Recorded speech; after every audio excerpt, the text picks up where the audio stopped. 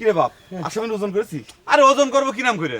আরে ছোট দাড়ি পাল্লাতে গিয়ে এরকম বড় মানুষের ওজন করা সম্ভব? এটা কি কস বাপ? আরে কুন্ডু বাবুর খড়ির আদনিয়া ফালা খড়ির পাল্লায় ওজন হয়ে যাবে না। না না না না না এখন বাড়ি যাওয়া যাবে না। কেন, কি হয়েছে? হাব্বার মেজাজ গরম আছে। তার মেজাজ তো কোনো কালই ঠান্ডা থাকে না।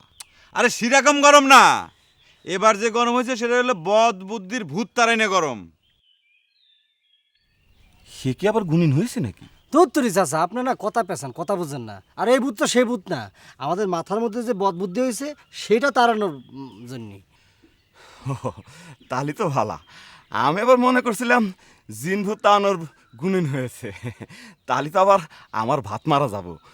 যাকগে, এবার কত বাপ তোকের মাথায় কি বদ বুদ্ধি হয়েছিল? না বদ বুদ্ধিটা হলো কি যে ওই যে দাড়ি পাল্লা তো ছোট, তা একসাথে তো অত বড় একটা মানুষের ওজন করা যাবে না। সম্ভব না। তা সেই জন্য ওই পুরো মানুষটারে কাটিয়ে কুচি কুচি করে আলাদা আলাদা পার্ট করে মনে করেন মাথা গলা ঠ্যাং হাত পা কাটে কাটে তারপরে ওজন দেবো। এইটা কি কস বাপ? তোরা কি এটা করতে পারবি? কি আল্লাহ, কি করছে?